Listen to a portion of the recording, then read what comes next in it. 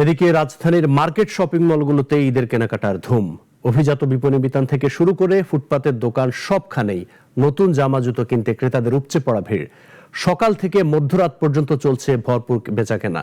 স্বাদ এবং সাধ্যমতো পরিবারের জন্য পছন্দসই ঈদ উপহার নিয়ে ঘরে ফিরছেন ক্রেতারা। বিস্তারিত ইমরান শেখের রিপোর্টে। ঈদ মানেই খুশি, আর ঈদে প্রিয়জনের মুখে হাসি ফোটাতে চলছে নতুন জামা জুতো সহ কেনাকাটা। রাজধানীর শপিং মল ও মার্কেটে দিনভর ক্রেতাদের ভিড়, এমনকি বেচাকেনাও চলছে গভীর রাত পর্যন্ত। কেনাকাটা বন্ধ নাই, রাতের ৩টা-৪টা পর্যন্ত দোকানদারি হচ্ছে ইনশাল্লাহ। ঠিক আছে, দাম স্বাভাবিকভাবে আছে, দাম তেমন বাড়ায়ও নাই কমও নেই। এখন একটু কাস্টমার কম আছে, সামনের দিক দিয়ে ভালো হবে ইনশাল্লাহ। গত বছরের থেকে এবছরে মোটামুটি আলহামদুলিল্লাহ ভালোই দেখাচ্ছে। ক্রেতা বিক্রেতার হাক ডাকে জমজমাট এবারের ঈদ বাজার। শিশু থেকে শুরু করে তরুণ তরুণী সহ নানান বয়সী মানুষ নতুন পোশাক কিনতে দোকানে দোকানে ঘুরছেন।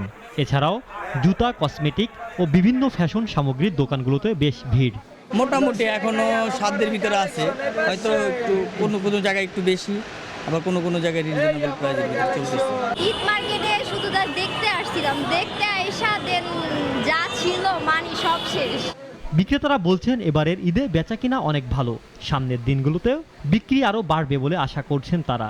আমাদের বেচাকেনা তুলনামূলক প্রথম রমজান থেকে কমই গেছে, এখন মোটামুটি আমাদের বেচাকেনা অনেক ভালো। কাস্টমার আছে ইউজ পরিমাণ, তবে তাদের চাহিদাটা কম। ঈদের বেচাকেনা গত 5 বছরের তুলনায় অনেক ভালো। যার যার পছন্দ ও সামর্থ্য অনুযায়ী প্রিয়জন ও পরিবারের জন্য ঈদে নতুন কিছু দিতে পারার মাঝেই যেন সবার আনন্দ। ইমরান শেখ, নাগরিক, ঢাকা।